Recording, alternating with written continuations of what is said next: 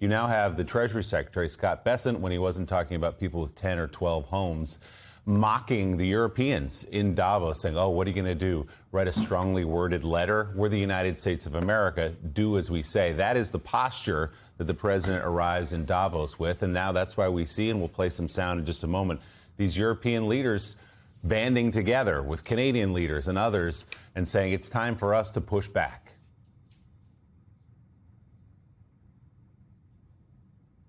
David?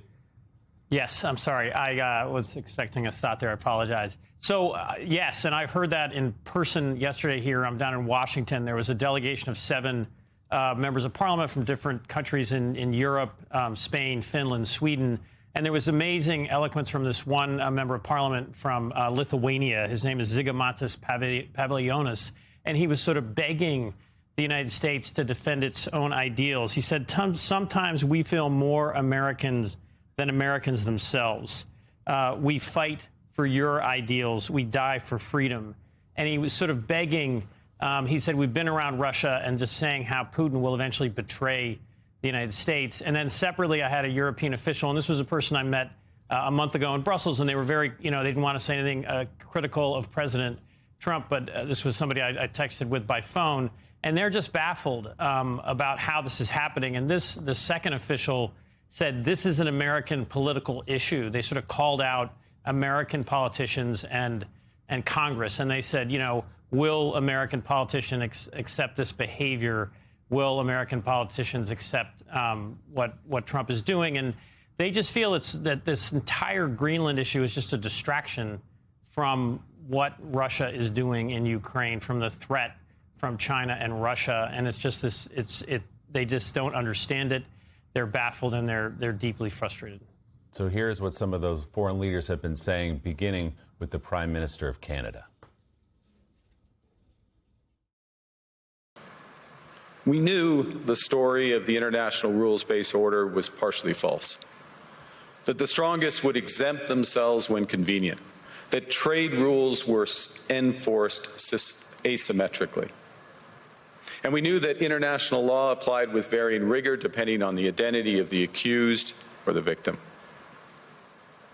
This fiction was useful, and American hegemony in particular helped provide public goods, open sea lanes, a stable financial system, collective security, and support for frameworks for resolving disputes. So we placed the sign in the window. We participated in the rituals, and we largely avoided calling out the gaps between rhetoric and reality. This bargain no longer works. Let me be direct. We are in the midst of a rupture, not a transition. Over the past 2 decades, a series of crises in finance, health, energy, and geopolitics have laid bare the risks of extreme global integration. But more recently, great powers have begun using economic integration as weapons. Tariffs as leverage, financial infrastructure as coercion, supply chains as vulnerabilities to be exploited. You cannot live within the lie of mutual benefit through integration when integration becomes the source of your subordination.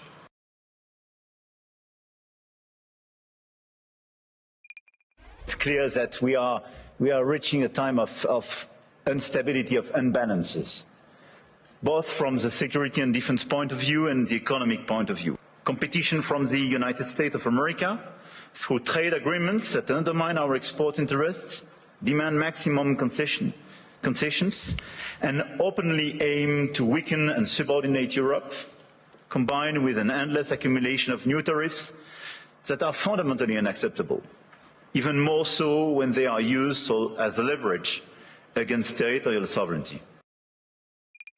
That geopolitical shocks can and must serve as an opportunity for Europe.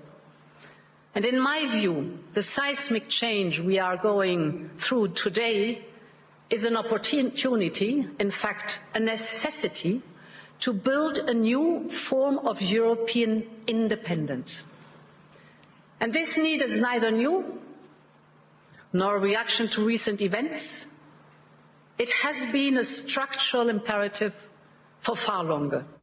the president of the European Union there. So, Jonathan Lemire, going back to the Prime Minister of Canada, extraordinary speech that he made at Davos this morning, talking about this rupture with the United States of America. Remember, he too has been threatened by President Trump with invasion. He keeps joking about Canada becoming the 51st state. They run military exercises in Canada just in case the United States comes in. But I think the bottom line is the White House doesn't care. They don't see a threat here. They don't worry about the relationship. In fact, they're taking the other approach as the president arrives in Davos. Yeah, President Trump very much does not care. And is it about national security? Sure. Is it about perhaps the minerals in Greenland? Sure. But it's also about him simply thinking about legacy, wanting to seize land. If the U.S. were to take Greenland, it'd be bigger than the Louisiana Purchase. It'd be bigger than when they acquired Alaska. I am told that's part of the president's thinking here. And also, they miss no opportunities to troll the Europeans. That seems to be a feature, not a bug, of this administration. But you just heard there from the Prime Minister of Canada and others, real alarm that even if the president of the United States stops short of authorizing a military operation to seize Greenland, and it's incredible that I even have to say that, but it's still on the table, that even this coercion, this efforts to buy it, this efforts to pressure them, the tariffs the president has issued to try to punish Europe to giving us Greenland is already rupturing that alliance. It is already, as the Prime Minister of Canada said, more than just a blip. I think the rest of the world no longer thinks they can count on the United States, even if President Trump, leaves office again in a few years' time. And Mika, I wrote for The Atlantic last night about exactly this, about how this is going to change the world order one way or the other. And not to step on John Meacham's corner here, but I opened the piece with talking about FDR back in 1940, ahead of World War II, saying that the U.S., Lend-Lease, was going to give Great Britain warships, other military supplies in its defense. And he used an analogy. He said, well, if your neighbor's house is on fire, you give them a garden hose, in part because you're charitable. Right. You don't want your neighbor's house to burn down. But also, if that house doesn't burn down, it doesn't risk the flames coming to your house. And that is the point of alliances, those buffers, that security. Not only is President Trump ignoring that, but he's heading to Greenland thinking he's going to burn down the whole neighborhood. Well, and again, I brought this up yesterday, but what doesn't make sense here at all, and why I'm just really am stunned that Republicans on Capitol Hill are such cowards, that they're even afraid to bring this up to the president, is that Willie brought up Scott Bessent. I brought up yesterday people across the administration, they have such contempt for Europe, and they're constantly mocking and ridiculing Europe. Europe, our allies, the EU and Great Britain combined, have a larger GDP than China. Second largest GDP in the world. Now, I know Donald Trump loves to go it alone.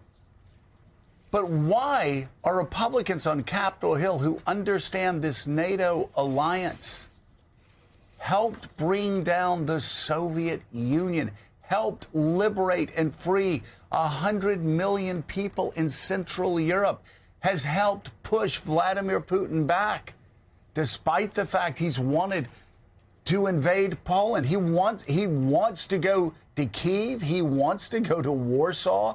His dream is to reconstitute the old Warsaw Pact. He called the collapse of the Soviet Union the greatest geopolitical tragedy of the 20th century. And Republicans who I've known for 30 years, some who are still in the Senate, they know this. Yeah. They understand this. And yet they're letting Donald Trump, who represents 1/3 of the government. By the way, anybody on the Supreme Court watching, anybody in Congress who's watching, you all control 2/3 of America's government. Donald Trump only controls 1/3 of America's government. But how they sit back, how the Supreme Court continues to let him use tariffs as a threat instead of just putting out the damn opinion and letting people know what the law is. Not sure why you're dragging your feet, but it's not doing America, it's making America weak. The Supreme Court, you're making America weaker by the day. You're making America weaker by the day by what you allow the president to do internally, domestically, and you're making America weaker by the day by what you're allowing him to do on the world stage.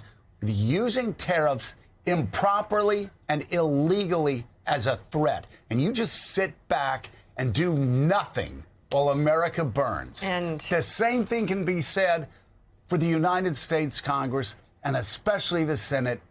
They know better, and Republicans will do nothing about this fact. And I'll continue to allow Donald Trump to undermine the greatest alliance we could ever have. Again, if you combine China's GDP and Russia's GDP, Europe and Great Britain have a larger GDP.